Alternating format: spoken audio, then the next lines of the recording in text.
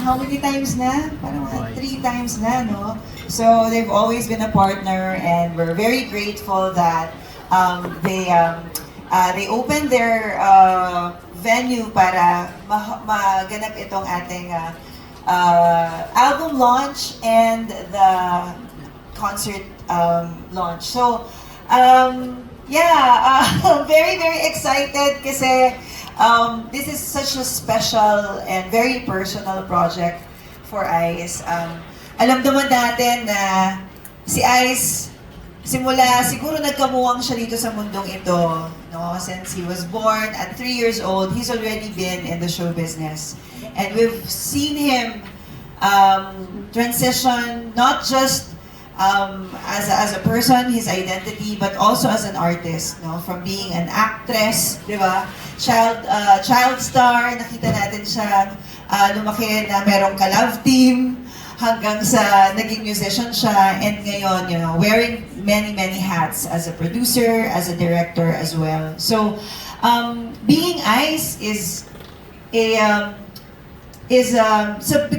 had Becoming Ice actually in 2022, and that was more like the trajectory of his 35-year career in the show business. But yun nga, nung nakita natin siya as a persona, nakita natin siya, na-witness natin siya as an artist. But who is the real Ice? Especially being born in this industry at such a young age. How do you separate your personal life with your work life as an artist? So being Ice is that. It's a journey of discovery. It's a journey of being.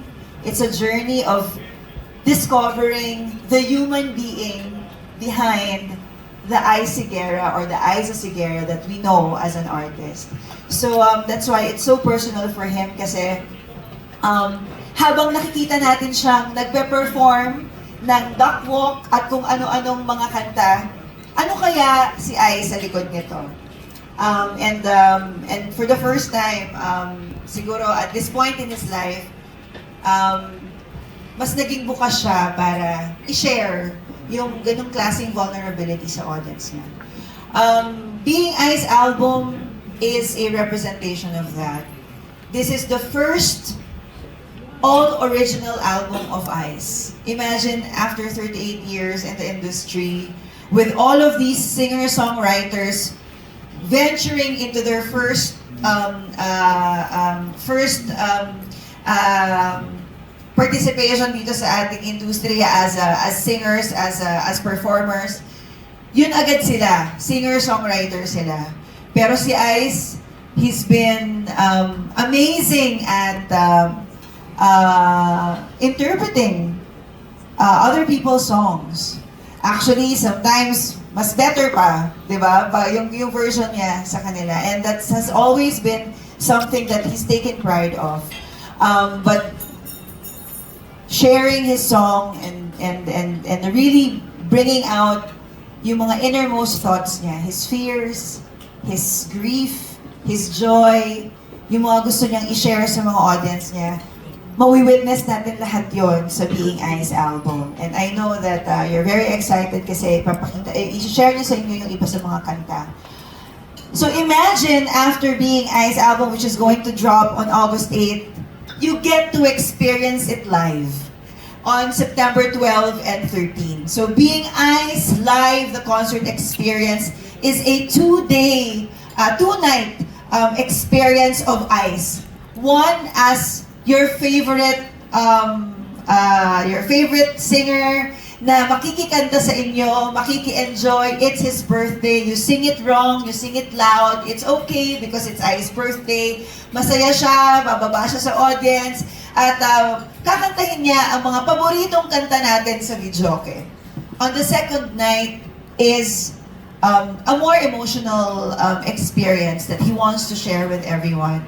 This is him showing his vulnerable side. And yun nga, kung ano yung nakwento ko sa inyo kanina about the process kung paano niya ginawa yung Being Ice album, may experience natin yon live with Ice on the second night. So, we call it Being Ice Live because this is what Ice is all about.